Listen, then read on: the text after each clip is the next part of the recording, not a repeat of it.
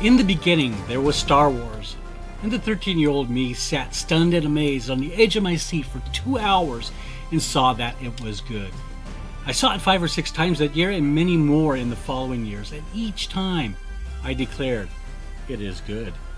My life had already started to change. I had a reason to spend my extra time and money researching how to make a film just like that. I spent my paper route money buying a Super 8 camera with my best friend. We enrolled in the school's drama class so that we could learn the art of acting. I read books on cinematography. I bought every Starlog magazine to get an inside track on creating special visual effects for my film. I bought model kits of X-Wings and TIE fighters, not only to hang them on my ceiling, but also to explode them in front of said Super 8 camera. My room ceiling was a menagerie of World War I and II model aircraft on one side of the room, and on the other side was my USS Enterprise, Pan Am Starliner, and all my sci-fi models. It was wild. I got books on script writing and spent time at the library trying to understand sound design in films. I was totally obsessed. So today we are looking at the Cylon Raider from Ronald D. Moore's 2003 Reimagined series. Hi, I'm Rob, and this is A Constantly Racing Mind.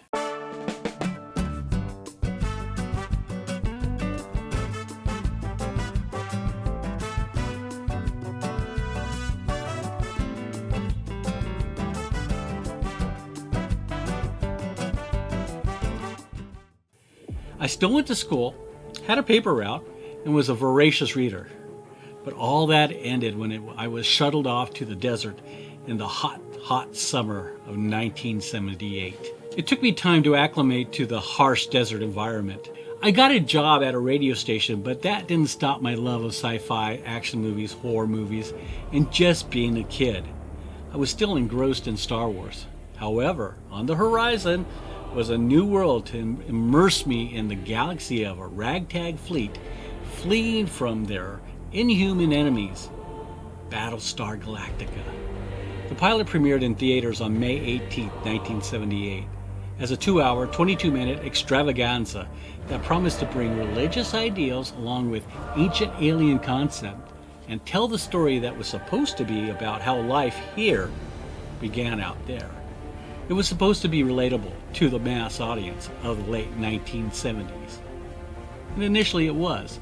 By the fall, the TV series had premiered on ABC. For 24 episodes of the original run from the fall of 78 to the spring of 79, our heroes were chased from world to world in search of the mythical planet Earth. Although I wasn't earnestly pursuing my filmmaking quest, I was still moving in that direction. I continued my work in 16mm and of course started building Vipers and Cylon Raiders. Yes, I had several Vipers and Cylon Raiders hanging in my bedroom. After high school, I returned to my city by the ocean, escaping the desert hellscape. I did this on my own, leaving my family behind. A year or so later, when my family also decided to return, I found that many of my childhood models had either remained in storage or tossed out due to lack of space. Now, besides, I had other endeavors. What do millennials today call it? Adulting. After raising a family and building a career, while I no longer have the time to make these model kits, I have the resources to research out and find replicas that bring home those fond memories. But which fond memories? If you're new here, we cover the film genres of sci-fi, horror, action-adventure, pop culture, and all things geek.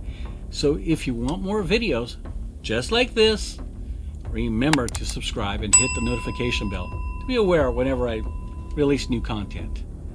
Now, by this time, a new Battlestar Galactica had returned to the television. I'm talking about Ronald D. Moore's reimagining. Not only did he rework the mythology to fit a modern-day audience, but they also jettisoned the original network's mandate that the show had to be kid-friendly, thus quickly removing the boxy character. There is no ambush by lizard creatures, with their robot minions carrying out genocide during a peace meeting. However, there is an ambush, and it does take place at an armistice station. The Cylons are updated to look less like Roman soldiers and more like slender chrome killing machines with the iconic red eye that scans back and forth. And oh yeah, the Cylons are now human looking, and the first one we meet is gorgeous. The attacks on the colonies are limited to radio chatter on the wireless. We first meet the Cylon raiders when the Galactica fighter squad meets the attacking Cylons. The colonial pilots are not even sure what a Cylon raider looks like. Moments later, when the pilots come into range of the Cylon raiders, in the first encounter, the Viper pilots see what their enemies look like now, but they only get a chance to live briefly.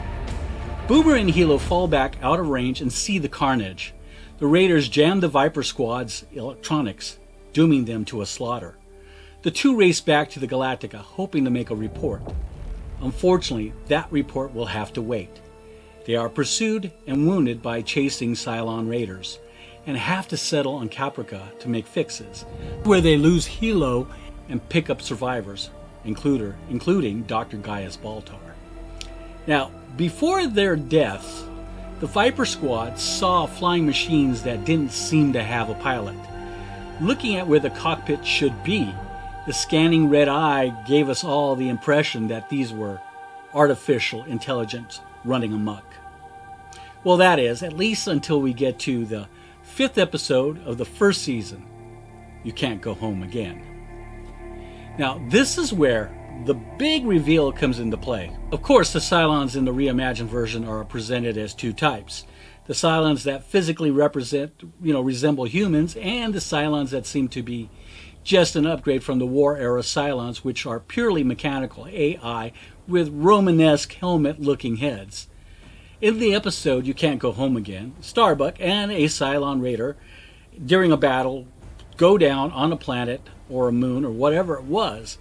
But as she recovers from her parachute landing and damaging her knee, hobbling along, she comes across the downed Cylon raider. Now, approaching the raider, she notices the hole in the side of the head of the cockpit or head. She realizes that the raider, or the Cylon inside, is no longer operational. She opens a hatch, only to find organs and mechanical tubing. Like the humanoid Cylons, the Cylon raider is a biomechanical entity. Now, this actually changes the dynamics of the consciousness in the Battlestar Galactica universe. As it does have a mechanical side to its existence, Starbuck is able to cut out the brains and operate the roll, pitch, and yaw herself. As there is a biological aspect to the raider, there must be some way to keeping the biology alive, like a circulatory system. Tapping into the oxygen system, Starbuck takes off and returns to the Galactica. In the first episode of the 4th and final season, the Cylons appear out of nowhere, and Adama orders a red alert, sending all the pilots to their ships. Lee, who just testified in Baltar's defense, suits up, as does the newly promoted Samuel Anders, who just discovered he is a Cylon. Now, during the battle, Sam, new to this piloting thing, is caught dead to rights when a raider flips around and targets Anders' Viper. The raider scans Anders and recognizes that he is one of them. He communicates this to the other raiders and breaks off the attack.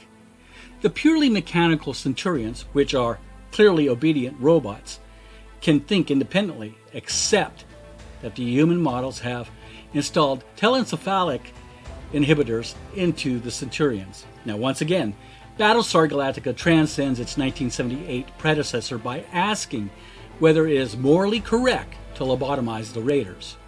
The Centurions found out what Cavill was doing to the raiders because they failed to continue attacking the human fleet. When I was 14, I kind of went along with the 3 Cylons required to fly the raider. Technologically, why would it need 3 Centurions? Take that a step further. Why do we need a Centurion at all? They're machines, robots. How soon before we no longer need human pilots to fly drones into war? Take the AI Sentinels from the Matrix, for example. They seem to operate autonomously in their seek and destroy missions.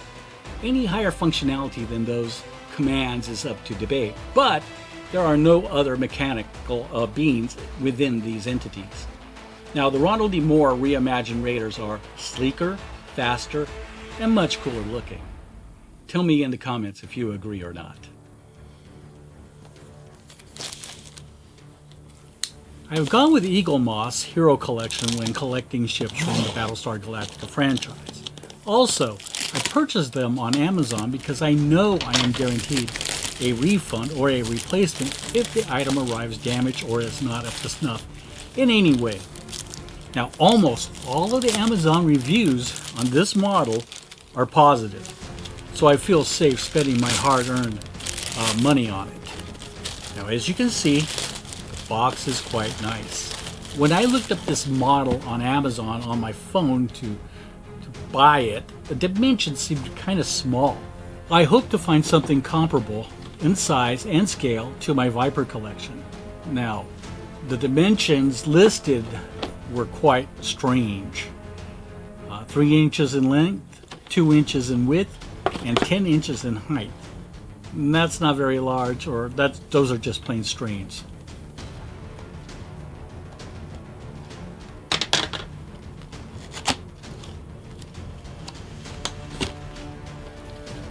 As usual, Eaglemoss includes a brochure detailing the Raider, which includes some pretty nice shots of the ship. In the brochure includes some cool concept art by a guy named Charles Rattray. Inside, as usual, is the styrofoam packaging and the product cutout, keeping the model secure. The book mentions that the biomechanical Raiders resurrect and are placed in new fuselages. Now, this brings one of those theories that's been running around my head about Scar, because he's such a formidable opponent. Is he the reincarnated entity that Starbuck shot down in the first season? Tell me what you think in the comments if you can show me where this is canon or not. Here's a fascinating depiction of the Raider jettisoning the wings. We ended up with a ship that was 10 3/4 inches long, bow to stern, which is 27.3 centimeters long. We are about 6 3/4 inches wide, which converts to 15.24 centimeters. The main body of the fuselage is about 5 inches in total, which is 12.7 centimeters.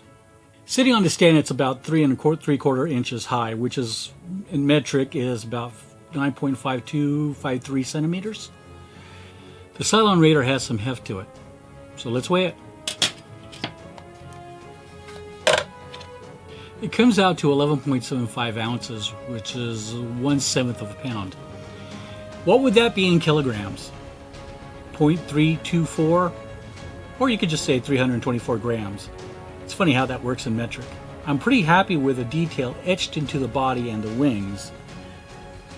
The head looks pretty cool. Unfortunately, it doesn't light up or anything. That would be even better. The guns and the warp engine, or FTL. This is not Star Trek. Looking at the back, the 3 engines in the back, pretty well detailed. Overall, I think this is a great purchase. Tell me what you think about this model in this video. Give it a like, subscribe, and hit the notification bell.